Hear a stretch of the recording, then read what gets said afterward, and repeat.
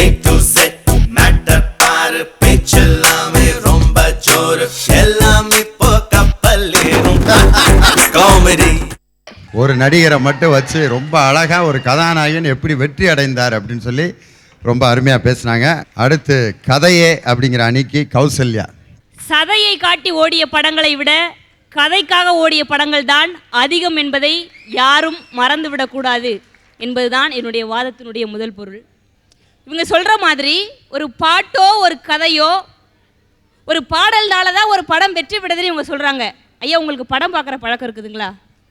படம் பார்க்காமையே அந்த தலைப்புக்கு நடுவராக இருப்பேன் நான். நன்றி நன்றி. பாடலுக்காக ஓடிய ஒரு 3 படம் சொல்லுங்க. அவங்க சொல்கிற மாதிரி பாடலுக்காக தான் இந்த படம் ஓடிச்சுன்னு ஒரு 3 படத்தோட பேர் சொல்லுங்க. காதலிக்க நேரமில்லைன்னு ஒரு படம் பாடலுக்காகவே ஓடின படம். நகைச்சுவைக்காக ஓடிய ஒரு 3 படம். 3 கலைவாணர் NS கிருஷ்ணன் நடித்த எல்லா படங்களுமே நகைச்சுவைக்காக ஓடிய படங்கள் தான். ஹீரோ ஹீரோயினுக்காக ஓடிய ஒரு 3 படம். ஹீரோ ஹீரோயினுக்காக தான் படமே ஓடுதுன்னு நான் நினச்சிக்கிட்டு இருக்கேன். நான் எந்த படத்தை சொல்கிறது? தப்பு கணக்கு போட்டுட்டுங்கய்யா. கதைக்காக ஓடிய ஒரு 10 படத்தை நான் சொல்கிறேன். இந்த படத்தில் இருந்து இவங்க சொல்கிற மாதிரி ஒரு பாடல்னால் தான் அந்த படம் ஹிட் ஆச்சு, ஒரு இயக்குனரால் தான் இந்த படம் ஹிட் ஆச்சுன்னு இவங்களால் மறுப்பு சொல்ல முடியுமா? இந்த உலகத்திலே பிறந்த ஒவ்வொரு மனிதனுடைய வாழ்க்கையிலும் ஊனம் இருந்தால் அதை வெளியே எடுத்துவிட்டு அந்த தன்னம்பிக்கையின் மூலமால் அவன் வெற்றி பெற முடியும் என்று எடுத்து சொன்ன ஒரு பொற்காலம். வெளிநாட்டு மோகம் இளைய சமுதாயத்திற்கு ஒரு சறுக்கடி என்று சொன்ன ஒரு வெற்றி கொடி கட்டு ஆட்டோகிராஃப் திரைப்படம். ஒவ்வொரு ஆணினுடைய வெற்றிக்கு பின்னால் நிச்சயமாக ஒரு பெண் வாழ்ந்து கொண்டிருக்கிறாள். அவள் தாயாகவோ தங்கையாகவோ சிநேகிதியாகவோ இருந்து அவனுக்கு உதவி கொண்டிருக்கிறாள் என்று சொன்ன ஒரு ஆட்டோகிராஃப். தொட்டு பேசுவது நட்புக்கு நல்லது, தொடாமல் பேசுவது காதலுக்கு நல்லது. பார்த்து பழகி வளரும் காதலை விட பார்க்காமலேயே வளரும் காதல் புனிதமானது என்று சொன்ன ஒரு காதல் கோட்டை. எல்லா ஆண்களும் கெட்டவர்கள் இல்லை, எல்லா பெண்களும் நல்லவர்கள் இல்லை என்று சொன்ன உன்னை நினைத்து ஒரு தாய்க்கும் மகனுக்கும் உள்ள உறவை புனிதப்படுத்தியதோடு மட்டுமல்லாமல் அவர்கள் நண்பர்களாகவே வாழ்ந்திருக்கிறார்கள் என்று சொன்ன ஒரு M. Kumaran son of Mahalakshmi Ram. ஒரு அண்ணனுக்கும் தம்பிக்கும் உள்ள உணர்வுகளை எவ்வளவு மென்மையாக பரிமாறிக்கொள்ள முடியுமோ என்று பரிமாறி காட்டிய ஒரு வெயில். உனக்கும் எனக்கும் என்ற திரைப்படத்தை பற்றி ஒரே ஒரு வரியில் சொல்ல வேண்டும் என்று சொன்னால், கடற்கரை சுண்டல், காதலையின் நெருக்கம், களவு வாழ்க்கை என்று கலியுக காதலில் வாழ்ந்து கொண்டிருக்கும் இளைய சமுதாயத்திற்கு உண்மை காதல் என்றுமே ஜெயிக்கும் என்று எடுத்து காட்டிய படம்தான் உனக்கும் எனக்கும். ஜாதி கொடுமைகளுக்கு எல்லாம் சாட்டையடி கொடுத்த ஒரு பாரதி கண்ணம்மா. தமிழ் திரையுலகிலே ஒரு மைல்கல். திருமணமான ஒரு பெண்ணிற்கு மட்டும்தான் மலட்டுத்தன்மை இருக்கும் என்ற நிலைமையை மாற்றி பாக்கியராஜ் அழகாக ஒரு கருத்தை சொல்லியிருப்பார். திருமணமான ஆணிற்கு கூட மலட்டுத்தன்மை இருக்கும் என்று நிரூபித்து காட்டிய ஒரு கன்னி பருவத்திலே கல்லூரி நினைவுகளை எல்லாம் கசங்காமல் படம் பிடித்து காட்டிய ஒரு உள்ளம் கேட்குமே. இந்தியாவிலே குடும்பங்கள் இருக்கின்றன, கோவில்கள் இருக்கின்றன. வெளிநாட்டிலும் குடும்பங்கள் இருக்கின்றன, கோயில்கள் இருக்கின்றன. ஆனால் இந்தியாவிற்கும் பிற நாடுகளுக்கும் என்ன வித்தியாசம் என்று கேட்டால், இங்கே குடும்பங்கள் எல்லாம் கோயில்களாக இருக்கின்றன. நம்முடைய குடும்ப அமைப்புகள் எல்லாம் இன்னும் சிதறி போய்விடவில்லை என்று எடுத்து சொன்ன ஒரு பாண்டவர் பூமி. ஊழல் உலகமயமானது, லஞ்சம் தேசியமயமானது என்று எடுத்து கூறிய ஒரு ரமணா. வசூல்ராஜ் மருத்துவ படிப்பு படிக்கும் ஒரு மாணவனுக்கு அறிவியல் அறிவு மட்டும் போதாது, அவனுக்கு அடிப்படையிலே மனித நேயம் பற்றிய அன்பு வேண்டும் என்று எடுத்து கூறிய ஒரு வசூல் ராஜா MBBS. ஒரு தந்தைக்கும் மகனுக்கும் உள்ள உறவு இதுவரை யாரும் சொல்ல முடியாத அளவிற்கு எடுத்துக்காட்டிய ஒரு தவமாய் தவம் இருந்து இந்த திரைப்படத்தினுடைய மிகப்பெரிய வெற்றி எதுவென்று கேட்டால், சீனாவிலே உலக திரைப்பட விழா நடந்து கொண்டிருக்கிறது. அந்த விழாவிற்கு தென்னிந்தியாவிலிருந்து ஒரு படத்தை தேர்வு செய்து அனுப்பியிருக்கிறார்கள். அந்த படத்தை பார்த்து பிற நாட்டார்கள் சொன்னார்களாம், எங்களால் எடுக்க முடியாத ஒரு உணர்வுள்ள பரிமாற்றம் உள்ள ஒரு கதையை உங்களால் கொடுக்க முடிந்ததே, இந்த தமிழ் மண்ணை நாங்கள் வணங்குகிறோம் என்று வணக்கம் செலுத்தினார்கள் என்று சொன்னால் அதற்கு காரணம் அந்த படத்தினுடைய கதை. இவங்க சொல்றாங்க பாட்டு இல்லாம படம் வெற்றி பெற முடியாதாம். குருதி புனல் திரைப்படத்திலே ஒரே ஒரு பாட்டு கூட இல்லை. அந்த படம் வெற்றி பெற்றதா இல்லையா? அக்கா சங்கீதா சொன்னாங்க தலைப்பிரசவம் தான் பாடல் என்று. நாங்கள் கருவறையாய் கதையை கொண்டிருப்பதால் தான் உங்களால் தலைப்பிரசவத்தையே நிகழ்த்த முடியும் என்பதை மறந்து விடாதீர்கள். ஐயா சொன்னாரு நகைச்சுவையால தான் படம் ஓடுது. ஒரு சாப்பாட்டில் ஊறுகாய் மாதிரிங்க நகைச்சுவை, ஆனால் அதுவே உணவாயிட முடியாது, மறந்து விடாதீர்கள்.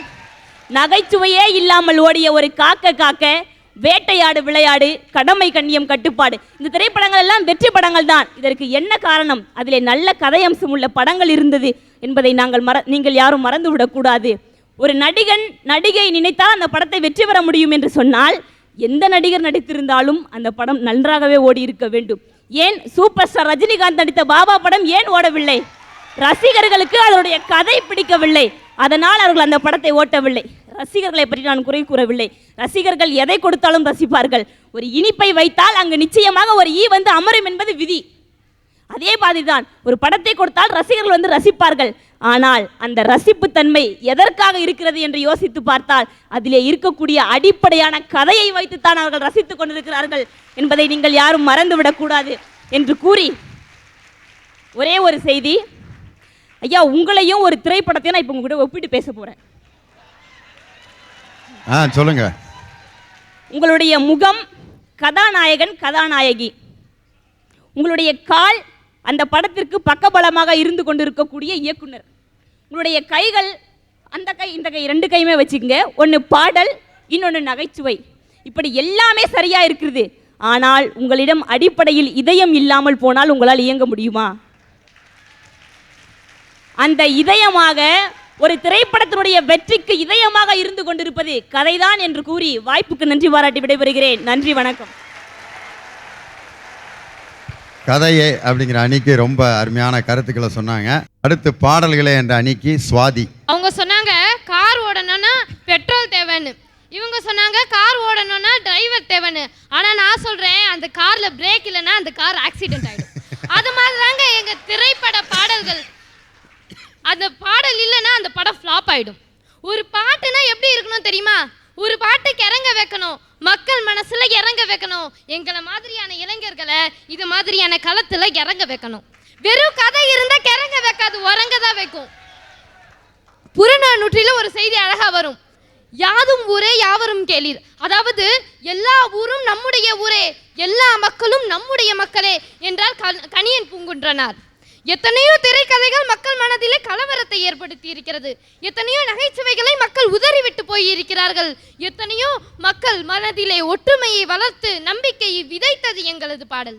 நீ எந்த ஊரு நான் எந்த ஊரு முகவரி தேவையில்லை, நீ எந்த உறவு நான் எந்த உறவு சொந்தத்தில் அர்த்தம் இல்லை, துப்புக்குடி உறவா இல்ல இல்ல, மேட்டுக்குடி உறவா இல்ல இல்ல, உன்னை யாரோ பெத்திருக்க என்ன யாரோ பெத்திருக்க, ஆனாலும் நீயும் நானும் அண்ணன் தம்பிதான்.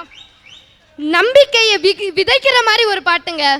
அச்சமச்சமில்லை இனி அடிமை என்றும் இல்லை, நம் காலம் இங்கே மாறி போச்சு கண்ணீர் மிச்சமில்லையே. காவிரி பிரச்சனையே தண்ணி தொட்டு அழிச்சுட்டாங்க. மாடி வீட்டு மனுஷங்க மினரல் தண்ணி குடிக்கிறாங்க, தெரு கோடியில ஒதுங்குறாங்க, அவங்க சொட்டு தண்ணியில தவிக்கிறாங்க. மக்களின் கண்ணீர் பிரச்சனைக்கும் தண்ணீர் பிரச்சனைக்கும் தீர்வு சொன்னது எங்களது பாடல். கடைசியில கடவுளை கூட ஆங்கிலத்தில் பேச வைத்து அழகு பார்த்தது எங்களது பாடல். எல்லாம் தெரிஞ்சவடா எங்க முத்து மாறி, பொல்லாத ஆளுகளா இவ ஒரு மாறி, கோபத்துல வந்திருக்கேண்டா, நீ மஞ்ச தண்ணி மூண்டு ஊட்டுதான், சென்னையில தண்ணி இல்ல ரொம்ப காலமா, தண்ணி லாரி வந்து போட்டா கொஞ்சம் பொறுமா எல்லாம் சொல்லிட்டு கடைசியில ஓகே குட் நைட்னு ஆத்தாவையே இங்கிலீஷ்ல பேச வச்சது எங்க பாடலுங்க. சார், உங்களை தமிழ் தாய் வாழ்த்து பாட சொல்றேன், நீங்க எப்படி பாடுவீங்க? நான் அந்த வழக்கம் போல அசம்பிளியில் போடுவாங்கல்ல அந்த டியூன் மட்டும்தான் எனக்கு தெரியும். சரி, நீங்க அழகா நீராறும் கடலுடுத்தன் பாடுவீங்க வச்சுக்கோங்க. உங்களை மாதிரியே ஒரு அழகான வயசு பையன் கிட்ட பாட சொல்றேன், அவன் எப்படி பாடுவான் தெரியுமா? இன்னொரு தடவை சொல்லுங்க. உங்களை மாதிரியே ஒரு அழகான வயசு பையன் கிட்ட பாட சொல்றேன், அவங்க எப்படி பாடுவான் தெரியுமா? எப்படி? நீராறும் கடலுடுத்த நிலமடந்த கெடிலொடுக்கும் தனே தனே நானே தானானே தனே தனே நானே தானானே.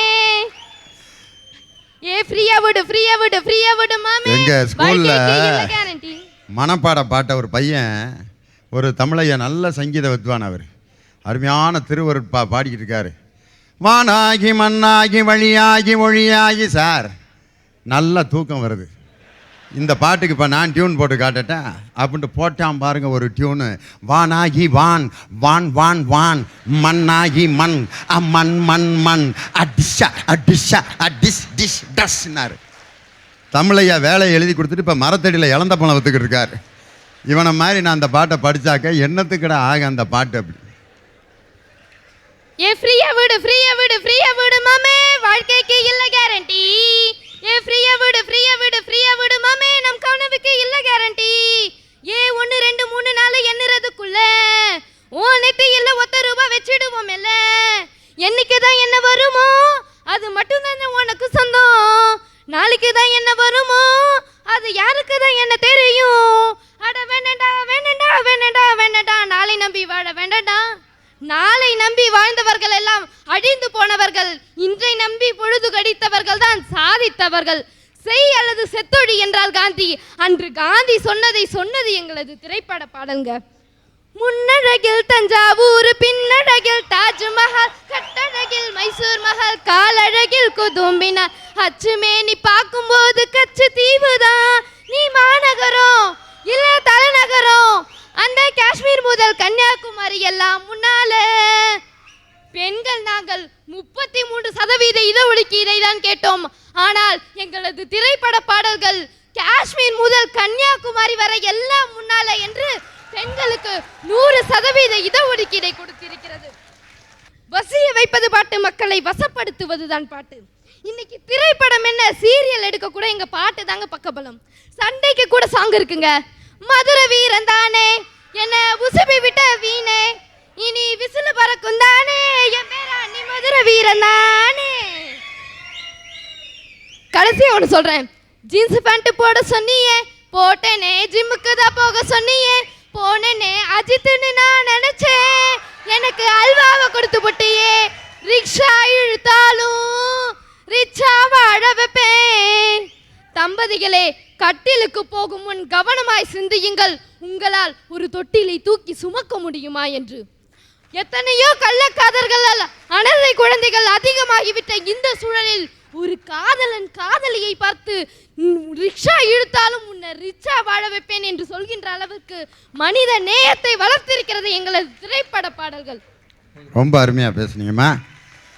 உண்மையில் சண்டை காட்சிக்கு கூட இன்றைக்கி பாட்டு போட வேண்டியிருக்குன்ட்டு பரவ முனியம்மாவுடைய பாட்டை போட்டாங்க. ரொம்ப அருமையான பாட்டு. மதுரை வீரன் தானே அதை புசிப்பி விட்ட வீணே அப்படின்னு சொல்லிட்டு, ஏ சிங்கம் போல நடந்து வர்றான் செல்ல பேராண்டி, அவன் சிண்டிகவன் தாங்க மாட்டான் உதகில தாண்டி, தில்லா டாங்கு நீ திருப்பி போட்டு வாங்கிட்டு அவனுக்கு புத்தூருக்கு அனுப்புடட்டே அப்படின்னு சொல்லி ஒரு சண்டை காட்சிக்கு கூட பாட்டு. இன்றைக்கி இந்த ஏப்ரல் மே மாதம் இளைஞர்கள் எவ்வளோ வேதனைப்படுவாங்கன்றதை இசைஞானி இளையராஜா மாதிரி திங்க் பண்ணி எழுதின பாட்டு. அடே அப்பா, பிரபுதேவா சைக்கிளில் வருவார் ஒரு செட்டோட.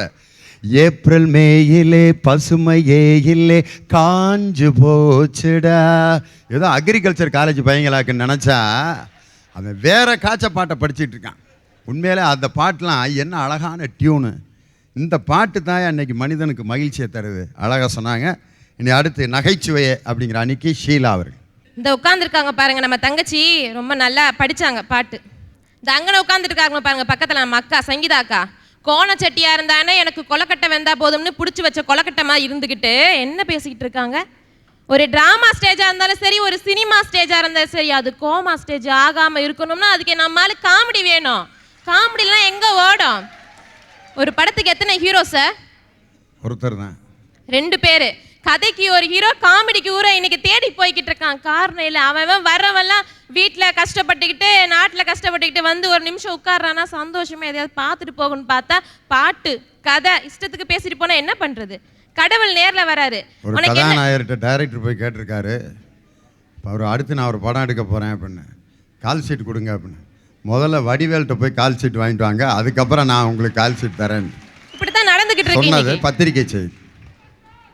ஒரு கடவுள் நேரில் வராரு, உனக்கு என்னையா வர வேணும்? பணக்காரனா மாத்து, சத்தியமா வேணாம், பைத்தியக்காரனா மாத்திட்டு கொஞ்ச நேரமாவது சிரிச்சுட்டு போயிடுறேன்னு சொல்லிக்கிட்டு இருக்கான். அப்படி சந்தோஷம் இல்லாம வாழ்ந்துகிட்டு இருக்கான். காந்தி சொன்னாரு, என்ன சொன்னாரு? ஒரு நாளைக்கு சிரிக்காத ஒரு நாள் முழுசா வேஸ்ட் பண்றான்னு சொல்லிட்டு இருக்காரு. உண்மை அதுதான். நம்ம ஹீரோயின்லாம் கொண்டையில பூ வச்சா மட்டும்தான் எங்க ரசிகர்கள் ரசிப்பாங்களா? மீசையில பூ வச்சே ரசிக்க வச்சாரு 23ஆம் புலிகேசி. தட்டானுக்கு சட்டை போட்டால் குட்டை பையன் கட்டையால் அடிப்பான். என்ன அர்த்தம் இருக்கு? அர்த்தம் தெரியுமா? அர்த்தம் தெரியாத கூட சிரிக்க வச்சாரு பாருங்க எங்க காமெடியன். அதுதான் காமெடிங்கிறது. மன்னா மாமன்னா நீ ஒரு மாமா மன்னா. எதிர்த்து வரும் படைகளை புண்ணாக்கு, நீ ஒரு புண்ணாக்கு. நீ மண்ணோடு மண்ணாக்கு. அகிலத்தை அடைக்காக்கும் அண்டங்காக்காய், நீ ஒரு அண்டங்காக்காய். இந்த கவிதையை போட்டு போட்டு போட்டு பார்க்க சொல்லி எத்தனை தேட்டர்ல கைத்தட்டல் விழுந்துச்சு தெரியுமா? அந்த கவிதைக்காகவே அந்த அண்டங்காக்கான்னு சொல்லும்போது என் பக்கம் தான் கை காட்டுறதா? அண்டங்காக்காங்க தப்பு இல்ல, இந்த அகிலத்தை எல்லாம் காக்க வேண்டியவர்கள் நீங்கள். அதைத்தான் அண்டங்காக்கன்னு அழகா சொன்னான். இந்த அரங்கத்தை எல்லாம் காக்க வேண்டியவங்க நீங்க, அதனால தான் உங்களை அண்டங்காக்கன்னு சொன்னேன். ஒன்னும் தப்பா எடுத்துக்காதீங்க. இத பார்த்துட்டு வந்து ஒரு பையன் சீக்கிரம் சட்டமன்றத்துக்கு போயிருவேன். ரொம்ப நன்றி. எப்படி வந்து சொன்ன தப்பான வார்த்தையை வந்து புல்டா கூட்டு நீ சமாளிக்கிறியோ? நீ சீக்கிரம் அரசியல்வாதி தான். இதை பார்த்துட்டு ஒரு சின்ன பையன் ஓடி வந்து அக்கா அக்கா நான் ஒரு கவிதை சொல்லட்டுமா? அட சொல்லுடா. கடற்கரைக்கு கலங்கரை விளக்கு, கல்யாணத்துக்கு குத்து விளக்கு, கார்த்திகைக்கு அகல் விளக்கு, இன்னைக்காவது நீ பல் விளக்கு. என்ன பார்த்து கேட்குறான். இதெல்லாம் கொடுமையா இருக்கு. இப்படியெல்லாம் வாழ்க்கையை கூட ஒரு நகைச்சுவையா கொண்டு போறாங்க பாருங்க. இப்படித்தான் இந்த டி நகர் ஒன்று இங்கே இருக்கு. இந்த அங்கே ஓரமா நடந்து போய்கிட்டு இருந்தேன். நமிதா புடவை நமிதா புடவை நமிதா புடவைன்னு சொன்னாங்க. என்ன நமிதா புடவை? காட்டன் புடவை, சிந்தட்டிக் புடவை. நமிதா புடவை அப்படி என்ன இருக்குன்னு உள்ள போய் கேட்டேன். அட என்னையா நமிதா புடவைல இருக்குன்னு கேட்டதுக்கு, எங்கன கட்டினாலும் எங்கிட்டு கட்டினாலும் தொப்புளு கண்டிப்பா தெரிஞ்சே ஆகும்னு சொல்றான். உண்மை. இதை பேஸ் பண்ணி வந்து தான் திருட்டு பையிலே எங்கிற படத்துல வந்து விவேக் ஒன்று சொல்லியிருப்பாரு. அங்க இருக்கிற ரசிகர்கள்லாம் ஒரு கொடியை தூக்கிக்கிட்டு, உயிர் மண்ணுக்கு உடல் நமிதாவுக்கு, உயிர் மண்ணுக்கு உடல் நமிதாவுக்கு. அதை பார்த்துட்டு விவேக் சொல்லுவாரு, அப்படி சொல்லாதீங்கடா, அவங்களாம் நமக்காக தான் பாடுபட்டு இருக்காங்க. உடல் மண்ணுக்கு உயிர் நமிதாவுக்குன்னு சொல்லி அர்த்தமா இருக்கும் சொல்லிட்டு ஒரு நீதியை கூட ஒரு ஹீரோ சொன்னா கேட்காதவங்க காமெடி சொன்ன நாட்டில் ஏத்துக்கிறாங்க பாருங்க. அதுதான் எய்ட்ஸ். எவ்வளோ அவேர்னஸ் பண்ணாங்க, யாரும் கேட்கல. எப்படி இருந்தனா இப்படி ஆயிட்டேன், எப்படி இருந்தனா இப்படி ஆயிட்டேன். சத்தியமா சொல்றேன், எந்த அவேர்னஸால கண்டுபிடிக்க முடியாத ஒரு தீர்வை இந்த விவேக் காமெடி கொண்டு வந்தது. அதுதான் விவேக் காமெடிங்கிறது. இந்த அளவுக்கு கொண்டு போய்கிட்டு இருக்காங்க. அதை விட்டுட்டு கதை தான் முக்கியம். என்ன பேசிக்கிட்டு இருக்கீங்க? பாட்டு உம்மா உம்மம்மா உம்மா உம்மம்மா உம்மா உம்மம்மா உம்மா. என்ன உம்மா என்ன உம்மம்மா? அர்த்தம் ஏதாவது இருக்கா? ஒண்ணுமில்லாத பாட்டுக்கு ஒரு விளக்கம் சொல்லுவாங்க. அப்புறம் உம்மா என்றால் என்ன, உம்மம்மா என்றால் என்ன? நான் சொல்றேன், மிக அருமையான சமுதாய சிந்தனையை சொல்லியிருக்குங்க அந்த பாட்டு. உம்மா உம்மம்மா உம்மா உம்மம்மா உம்மா உம்மம்மா உம்மா, உசிலம்பட்டி பொண்ணு இவ உம்மா. ஒரு காலத்துல உசிலம்பட்டியில பிறந்த குழந்தைங்களுக்கு கள்ளிப்பால் கொடுத்து கொன்னாங்க. உசிலம்பட்டி குழந்தைங்களையும் நாங்க முத்தம் கொடுத்து உம்மா உம்மான்னு சொல்லி இந்த பூமிக்கு வர வைக்கிறோம். அப்பா உன்ன அதை எழுதின கவிஞர் கூட இவ்வளவு சிந்திச்சு எழுதியிருப்பாரான்னு எனக்கு சந்தேகமா இருக்கு. உண்மையில அந்த கவிஞர் இந்த பேச்ச கேட்டாருன்னா இவங்களுக்கு கண்டிப்பா ஒரு மெடல் வாங்கி கொடுத்துருவாரு. எங்க கிட்ட ஏதாவது பாட்டுக்கு விளக்கம் வேணும்னா இனிமே இங்க கேளுங்க. தெரியாம கேட்டியாமா? விளக்கம் சொல்றத பாத்தீங்களா? இப்படித்தான் ஒரு வீட்டுக்கு நான் போனேன். ஒரு இவ்வளோண்டு பையன், அந்த அம்மா மாதிரி இவ்வளோண்டு பையன், சின்ன வயசுல அப்படிதான் இருந்திருப்பாங்கன்னு நினைக்கிறேன். ஒரு புத்தகத்தை ரொம்ப வேகமா படிச்சுக்கிட்டு இருந்தான். அட என்னடா இவ்வளோ நேரம் படிச்சுக்கிட்டு இருக்க? அட என்னடா படிச்சுக்கிட்டு இருக்கேன்னு கேட்டா, புத்தகத்துக்கு மேலே போட்டிருக்கு பிள்ளைகளை வளர்ப்பது எப்படி. ஏண்டா வயசு என்னவோ 6 தான் ஆகுது, இந்த வயசுல ஏன்டா இந்த புத்தகத்தை படிச்சுக்கிட்டு இருக்கேன்னு கேட்டா, அதுக்கு அவன் சொல்றான், எங்க அப்பா இதுல இருக்கிற மாதிரி என்ன வளர்க்குறாரான்னு பார்த்துக்கிட்டு இருக்கேன் நான். என்ன கொடுமை இது!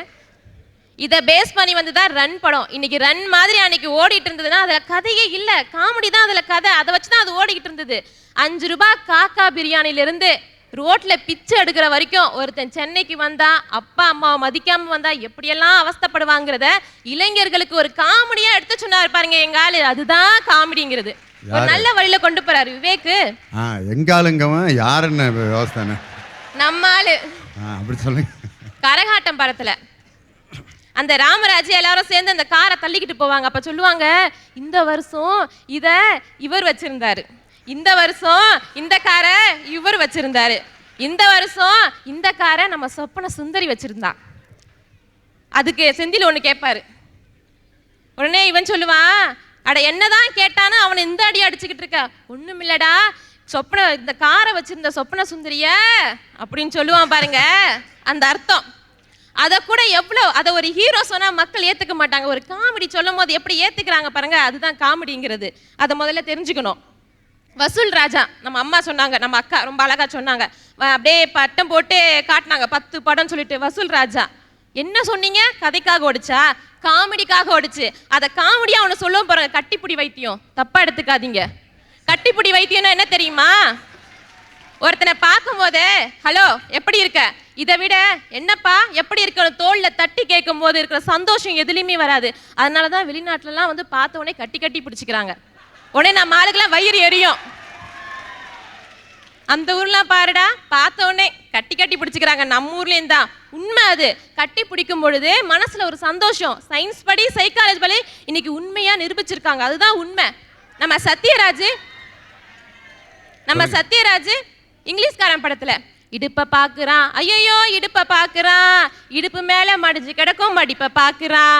அந்த படம் ஓடுனதுக்கு காரணமே வில்லனா இருந்து ஹீரோ வந்து என்னாலையும் காமெடி பண்ண முடியும்னு சொல்லிட்டு ஒரு காமெடியை கொண்டு வந்து மக்கள் காமெடியை நிச்சயமா பார்ப்பாங்கன்னு சொல்லிட்டு அந்த இங்கிலீஷ்காரன் படத்தை முழுசுமே காமெடியா பண்ணார் பாருங்க. அதுதான் காமெடி, எங்களுக்கு மறந்துடக்கூடாது. இந்த கரகாட்டம் படத்துல ஒன்று சொல்ல மறந்துட்டேன். கரகாட்ட படத்துல இந்த கோவை சரலா அவ்வளோ பெரிய சண்டை நடக்கும் ராமராஜருக்கும் வில்லனுக்கும். அந்த இடத்துல இந்த கோவை சரலா நல்ல வந்து சொல்லுவாங்க பாருங்க, என்ன மதுரையில் கூப்பிட்டாங்க, அமெரிக்காவில் கூப்பிட்டாங்க, இங்கே ஜப்பானில் கூட கூப்பிட்டாங்க, ஏன் கரகம் இங்கே வந்து மாட்டிக்கிட்டேன். உண்மையை சொல்லிட்டா அந்த வசனத்துக்காகவே எத்தனை பேர் எத்தனை தடவை போட்டு பார்த்தாங்க தெரியுமா படத்தை. அதுதான் காமெடிங்கிறது. ஒரு படம் நல்லா ஓடிக்கிட்டு இருக்குதுன்னா நிச்சயமா காமெடி இருந்தால் மட்டும்தான் ஓடும். அது உண்மை. ஆகவே ஒரு திரைப்படம் வெற்றி படைப்போட வேண்டும் என்றால் காமெடி தான் நிச்சயம் வேண்டும் என்று கூறி விடைபெறுகிறேன். நன்றி, வணக்கம். உண்மையிலே விவேக்கினுடைய காமெடியை பற்றி ரொம்ப அழகாக நல்ல கருத்துக்களை எல்லாம் எடுத்து சொன்னாங்க. ஒரு சாமி படத்தில் ஒரு சாமியாகவே வருவார் அவர். அப்போ வந்து ஒரு யானைகிட்ட கொடுத்து இது பட்டை போட சொல்லுவாங்க. அப்போ சொல்லுவார், என்னடா இது யானைகிட்ட ராமகிட்டியை கொடுத்து பட்டையை போட சொல்கிறாளே, அது அங்கே போய் பட்டையை போடுறதுக்கு போல் 2 வெட்டையை போட்டால் என்ன பண்ண போகிறாளோ அப்படிம்பாரு. சும்மா சாதாரணமாக எப்படி ஒரு நம்பிக்கையை வந்து மூட நம்பிக்கையில் இப்போ எம்ஆர் ராதாவுக்கு அடுத்து இன்றைக்கி சினிமாவில் ஒரு காமெடியன் சொன்னார்னா அது உண்மையிலே விவேக் என்ற ஒரு அற்புதமான காமெடியன் தான். ஒரு லாரிக்கு அடியில் படுத்திருப்பார். அப்போ வந்து எதுக்குடா இத்தனை எலுமிச்சம்பழம் கட்டி விட்ருக்கீங்க அப்படின்ட்டு இடையில ஒரு பெரிய இந்த பல்லு வச்ச ஒரு பொம்மை இருக்குங்க. இது யாரா பஸ்ஸு இது லாரியோட ஓனரா அப்படின்னு கேட்பாரு. இல்லை திஷ்டி பொம்மை அப்படிம்பாங்க. இது எதுக்குடா இத்தனை எலுமிச்சம்பழம் கட்டி விட்ருக்கீங்க, இது கட்டினா தாங்க ஓடும் அப்படின்னு சொன்னோன்னே அவர் சொல்லுவார், 526 பார்ட்ஸில் ஓடாத லாரியாடா இந்த 5 எலுமிச்சம்பழத்தில் ஓட போகுது அப்படின்னு. என்ன ஒரு அழகான ஒரு அறிவியல் பூர்வமான சிந்தனை ஒரு காமெடியன் சொல்லி அதை எவ்வளோ அழகாக சொன்னார். நகைச்சுவை காட்சி தான் ரசிக்கிற மாதிரி இருக்குது. அழகாக பேசினாங்க. இப்பொழுது இயக்குனர்களே அப்படிங்கிற அணிக்கு பழனி. என்எஸ்கேட்ட போய் சினிமான்னா என்னன்னு கேட்டாங்க. ரொம்ப அருமையாக ஒரு பாட்டில் சொன்னார். சாதி மத பேதமின்றி சண்டை சிறு பூசலின்றி சகலரும் செல்லும் சினிமா, ஏழை பணக்காரனின்றி ஏற்றமின்றி மாற்றமின்றி எல்லோரும் விரும்பும் சினிமா, காஞ்சி போன மூஞ்சி எல்லாம் கட்டழகி என்று சொல்லி கட்ட விட்டு வைக்கும் சினிமா, மாறு கட்டு போனதுன்னா ஊரு கட்டு பேரு கட்டு கெட்ட விட்டு சொல்லும் சினிமா, சினிமா சினிமா சினிமா இது சினிமா சினிமா சினிமா. காஞ்சி போன மூஞ்சியெல்லாம் கட் அவுட் வைக்கிற அளவுக்கு அழகாக காட்டுவது யார் என்றால் எங்களை மாதிரி இயக்குனர்கள் தான். இந்த மாதிரி ஒரு நடிகன் பொன் தட்டு வாங்கினாலும் வெள்ளித்தட்டு வாங்கினாலும் வைரத்தட்டு வாங்கினாலும் ரசிகர்களுடைய உங்கள் கைத்தட்டு வாங்க வேண்டும். அந்த கைத்தட்டை வாங்கிறதுக்கு யார் காரணம்? இயக்குனர்கள் காரணம். ஒரு இயக்குனர் தான் எல்லாத்தையும் செய்கிறான். நல்லா நீங்கள் நினச்சி பாருங்கள். அதாவது பீஸ்வரை பிதாமகன் என்று சொன்ன காலம் போய் ஒரு பிணமெரிப்பவனை பிதாமகன் சொன்னான் பாலா. அதை ஏற்றுக்கிட்டாங்கல்ல இந்த மக்கள். ஒரு உணர்ச்சியை, ஒரு சமுதாயத்தினுடைய மாற்றத்தை அவுரங்கசீப்பை பற்றி படிக்கிற, ஷாஜகானை பற்றி படிக்கிற, அக்பரை பற்றி படிக்கிற, ஏன் உன் முப்பாட்டனுடைய பேர் தெரியவில்லை அதை படித்து தெரிந்து கொள்ளடான்னு ஒரு தவமாய் தவம் இருந்து எடுத்தானே சேரன். அதை பார்த்தாங்கல்ல மக்கள். நான் ஒன்றே ஒன்று கேட்குறேன். இந்த அம்மா சொன்ன மாதிரி எங்கள் ஊரில் ஒருத்தன் அப்படி தான் உம்மா உம்மா உம்மா உம்மா உம்மா உம்மா உம்மா இப்படியே உம்மா கொடுத்து பக்கத்து விட்டு பண்ண அம்மா ஆக்கிட்டான். படம் சரியாக எடுக்கலாம். என்ன தெரியுமா கேட்குறான்? ஒரு பையன் வந்தான் நேர ஒரு டைரக்டர் கேட்டான், சார் உங்கள் படம் வந்தால் என் லவ்வரோட போவேன் சார்ண்ணா. அப்படியாடா, அப்படி என்னடா விசேஷம்னாரு. அப்போ தான் கூட்டமே இருக்காதுண்ணா. இன்னொரு பையன் சொன்னேன், நான் வந்தால் முத நாளே பார்த்துருவேன் சார். எப்படி அவ்வளோ பாசமாட்டானார்? இல்லை அடுத்த நாள் ஓடுமா ஓடாதோ, அவ்வளோ விவரமாக இருக்காங்க. இன்றைக்கி நீங்கள் நல்லா நினச்சி பாருங்கள். இவங்க சொல்கிற ரசனை மாதிரி இன்றைக்கி ரசனை இருக்கா? அன்னைக்கு இப்போ இந்த பாட்டெல்லாம் அந்தம்மா பாடுது. நான் கேட்குறேன், ஒரு 22 வயது இளைஞன் கார்த்திக், அவன் ஒரு 56 வயசு சூப்பர் ஸ்டாருக்கு குரல் கொடுக்குறான். கொஞ்ச நேரம்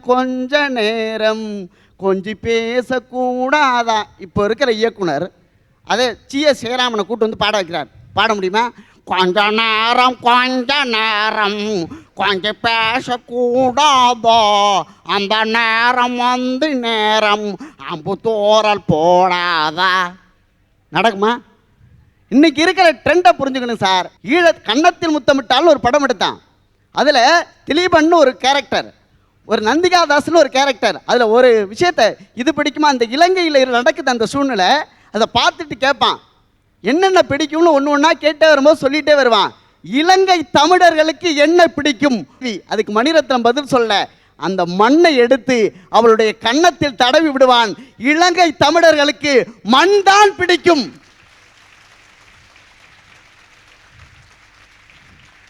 ஒரு காட்சியில சொன்னான் சார் அந்த செய்தியை. அதுதான் படம். ஹேராம்னு ஒரு திரைப்படம் எடுத்தாங்க. 1947 இந்தியா சுதந்திரம் அடைந்துன்னு பேசிட்டு இருந்த சமயத்தை நவகாலியில் என்ன நடந்ததுன்னு கமலஹாசன் காட்ட நினைப்பார். நவகாலியில் காந்தி சுற்றி பார்த்துட்டே வருவார் அந்த ஏரியாவை. 2000 பேர் செத்து போயிருப்பான்.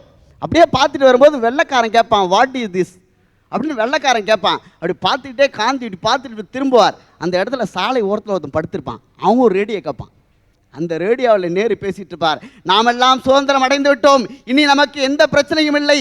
நாமெல்லாம் சுதந்திரம் அடைந்து விட்டோம், இனி நமக்கு எந்த பிரச்சனையும் இல்லை என்று சொல்கிற அதே நேரத்தில் 2000 பேர் செத்து கிடக்கிறான் என்பதையும் பதிவு செய்தவன் டைரக்டர் கமலஹாசன் என்பதுதான் இதில் இருக்கிற சிறப்பு செய்தி. ஹேராம்ன்ற படத்தில் அந்த செய்தியை சொன்னார். அதே ஹேராம் படத்தை அகஸ்தியா தேட்டரில் படம் பார்த்துக்கிட்டு இருக்கேன் உட்காந்து. நான் பக்கத்தில் ஒரு பெருசு உட்காந்துக்கிட்டு எப்போ தம்பி படம் போடுவாங்கன்னுச்சு. படம் போட்டு 3/4 மணி நேரம் ஆச்சுன்னு நான் நியூஸ்ன்னு நினச்சேன் தம்பிங்குது. சொல்ல வேண்டிய விஷயத்தை எப்படி சொல்லணும்னா, வீரபாண்டிய கட்டபொம்மன் வாசனம் ஒரு செய்தியில் உட்காந்துறேன். வீரபாண்டிய கட்டபொம்மன் வாசனம், நாத்து நட்டாயா களை பறித்தாயா, அங்கே கொஞ்சம் விளையாடும் எங்குள்ள பெண்களுக்கு மஞ்சள் அரைத்து கொடுத்தாயா. பேசுனது தமிழ். நிற்கிற வெள்ளைக்காரன் இங்கிலீஷ்காரன், அவனுக்கு தமிழ் தெரியாது. பக்கத்தில் ஒன்று கேட்டிருக்கான், என்ன சொல்கிறாரு, என்னை தூக்கில் போட சொல்கிறாருன்னு இருக்கான். முடிஞ்சு போச்சு கதை. அவர் சொன்னார், நம்ம கண்ணதாசன் உலக நடிகன் மார்லின் பிராண்டோ சிவாஜி கணேசனை பார்த்து அவரை போல என்னால் நடிக்க முடியாது, என்னை போல நடித்து விடுவார் சொன்னார். அதே நடிகர் திலகம் சிவாஜி கணேசன் ஒன்று சொன்னார், நான் வீரபாண்டிய கட்டபொம்மன் போல நடித்திருக்கிறேன், ராஜராஜ சோழன் போல நடித்திருக்கிறேன், திருப்பூர் குமரன் போல நடித்திருக்கிறேன், டி நகரில் ஒருத்தன் என்ன போலவே நடிச்சு என் ஓட்டியே போட்டு வந்துட்டாயான்னு வேதனையாக சொன்னார். இல்லை அவர் அப்படி தான் அவர், அதை ஒன்றும் செய்ய முடியாது. நான் ஒரே ஒரு செய்தி சொல்கிறேன். இப்போ பாருங்கள், எல்லாத்துக்குமே பிரச்சனை இருக்குது. புதிய வார்ப்புகள்னு ஒரு படம் எடுத்தான். அந்த படத்தில் ஒரு அம்மா போய் பூ விற்கும். பூ வித்துட்டு திரும்பி போகும்போது அந்த ஆற்று தண்ணியில் தன்னுடைய முகத்தை கழுவிட்டு போகும். இதை பாக்யராஜ் பார்த்துருவார். பார்த்துட்டு கேட்பார், ஏமான்பார். அதுக்கு ஒரு செய்தி அந்த பொண்ணு சொல்லும், நான் விதவை பொட்டு இல்லாமல் வித்தால் பூவை யாரும் வாங்க மாட்டார்கள், எனவே பொட்டு வைத்து கொண்டு விற்கிறேன்னு சொல்லும். ஒரு ரஷ்ய கவிதை எனக்கு ஞாபகம் வருகிறது. எனக்கு காதலி இல்லை, மனைவி இல்லை, சாமி கும்பிடுகிற வழக்கம் இல்லை, இருந்தாலும் தினந்தோறும் பூ வாங்குகிறேன். பூக்காரி ஊனம் என்பதால் அல்ல, அவளும் இந்த நாட்டிலே உழைப்பை நம்புகிறாள் என்பதற்காக. அந்த சிந்தனையை பதிவு செய்தான் சார். அந்த சிந்தனைகள் இந்த படத்தில் இருக்கா? நான் கேட்குறேன், இந்த அம்மா சொன்னதே அந்த மாதிரி இன்னைக்கு படம் எடுக்க முடியுமா? அப்படியே கட்டி பிடிச்சி மான்கொம்பு சண்டைலாம் யார் போடுறது? இப்போ பாண்டிச்சேரியில் கதாநாயகன் வில்லனை அடித்தார்னா அவன் திண்டிவனத்தில் தான் போய் விழுவுறான். பஸ்ஸு ஏறி வந்து மறுபடியும் அடி வாங்கிட்டு போகிறான். அப்படி தான் ஃபைட்டு பாருங்க. இப்போ அந்த அம்மாலாம் வந்து மிகப்பெரிய தேசப்பற்று பாடகெல்லாம் பாடினாங்க. நான் ஒரு பையன்ட்ட கேட்டேன், முருகர் பாட்டு. நான் திருத்தணி பக்கத்தில் ஒரு கல்லூரியில் வேலை பார்க்குறேங்க. அவன்கிட்ட சொன்னேன், முருகர் பாட்டு பாடுறானே, பாடவா ஏன்ட்டுன்னா. பாடு.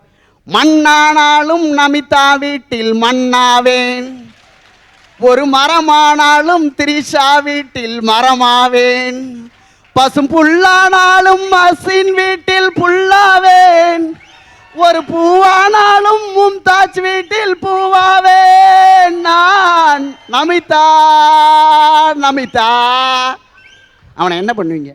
TM சௌந்தரராஜன் கேட்டார், கண்ணீர் விட்டு அழுதுருவார். சரி, இதுதான் இப்படி சொல்கிறான். ஒரு நல்ல பாட்டை கேட்குறேன். இந்த அம்மா சொன்ன மாதிரி மடி மீது தலை வைத்து விடியும் வரை தூங்குவோம். அவன் என்ன கேட்குறான், எப்போ குழந்தை பிறக்கும் சார்னா. அவன் விவகாரமாக இருக்கான். அப்போ நல்ல படைப்புகளை இந்த நாட்டுக்கு தருகிறவர்கள் யார்கள்? நாங்கள் டைரக்டர் ஒரு அருமையான விஷயத்தை நான் உங்களுக்கு தெளிவுபடுத்தணும். இந்திய தேசம் ரத்தம் சிந்திய தேசம், இன்று ஊழலால் முந்திய தேசம் என்று சொல்லப்பட்டு கொண்டிருக்கிறதே, இதை உடைக்க வேண்டும் என்று இந்தியன் ரமணா போன்ற படங்களை எடுத்தவர்கள் ஒரு நல்ல டைரக்டர் தானே. ஒரு இயக்குனர்களே அப்படிங்கிறதுக்கு பழனி ரொம்ப அருமையாக பேசினாரு.